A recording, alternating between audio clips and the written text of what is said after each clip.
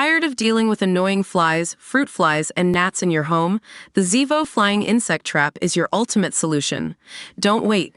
Check out the link in the video description now to get your Zevo Flying Insect Trap on Amazon and enjoy a bug-free home today. A host of bite-sized challenges for games like Super Mario Bros. And the original Zelda make up this unusual speedrun-orientated compilation. This is exactly the sort of low-budget, low-concept game many feared would see out the final months of the Nintendo Switch's life. As it turned out though, the Nintendo Direct in June revealed a surprisingly exciting schedule of new titles for the rest of the year, which has left Nintendo World Championships, NES Edition seeming like something of an outlier. A spiritual successor to the NES remix games, particularly the second one, this is the latest attempt by Nintendo to repackage its first-party NES titles for a modern audience.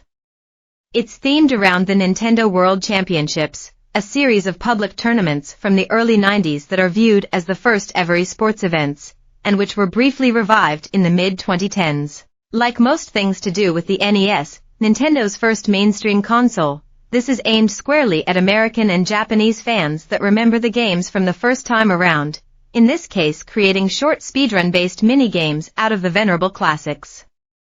Younger fans might be bemused by the way the games are dissected and reframed, but as indulgent as it all is, the end result is surprisingly entertaining. Although none of the games are available in their entirety, 13 titles are included in the compilation: Super Mario Bros., The Legend of Zelda, U.S. Nucid, Donkey Kong, Kid Icarus, Super Mario Bros. 2, Excitebike, Ice Climber, Balloon Fight, Super Mario Bros. 3, Zelda 2, The Adventure of Link, Super Mario Bros., The Lost Levels, and Kirby's Adventure. Each has a dozen or so speedrun challenges that work something like WarioWare microgames.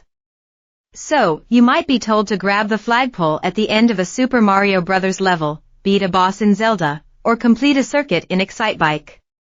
The game makes it very clear what you need to do, with a pre-recorded video of someone else completing the task, that you can watch before trying it yourself. Completing the goal usually isn't very hard, at least not on the lower difficulties, but the real challenge is trying to do it quickly.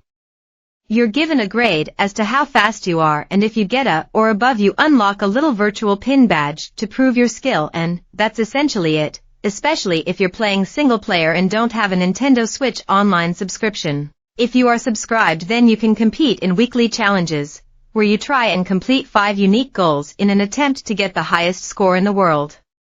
There's also a survival mode where you compete against the ghost data of 7 other random players, but there's no way to play anyone live.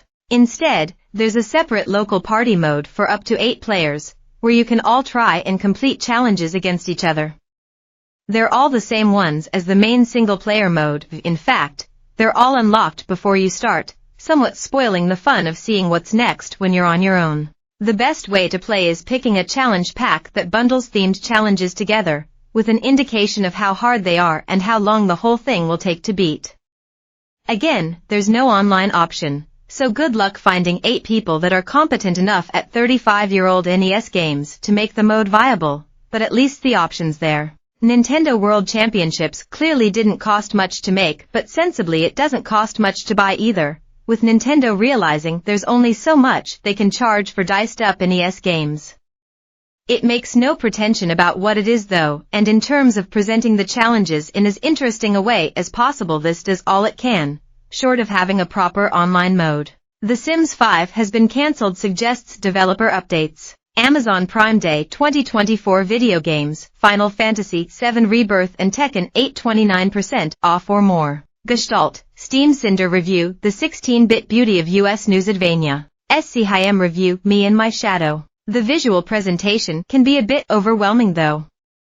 Even when you're just playing on your own, you've always got one screen on the left, where you're playing, and another on the right showing your best time, which seems a bit overkill. With 8 people playing at once, the whole thing can look worryingly kaleidoscopic, which, weirdly, is the second time we've used that word this week. This is N.